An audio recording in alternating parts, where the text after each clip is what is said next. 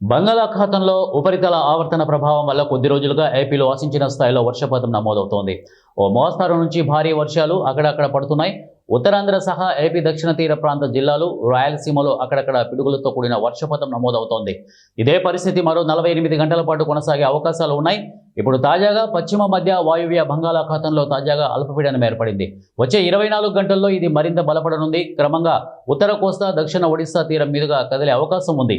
దీని ఫలితంగా నేడు, రేపు కోస్తా జిల్లాల్లో పలుచోట్ల అతి భారీ వర్షాలు కురుస్తాయని విపత్తు నిర్వహణ సంస్థ అంచనా వేసింది. పశ్చిమ గోదావరి, ఏలూరు, కృష్ణా, ఎన్టీఆర్, గుంటూరు, బాపట్ల, పల్నాడు, ప్రకాశం జిల్లాలో పలుచోట్ల భారీ వర్షాలు కురుస్తాయని తెలిపింది.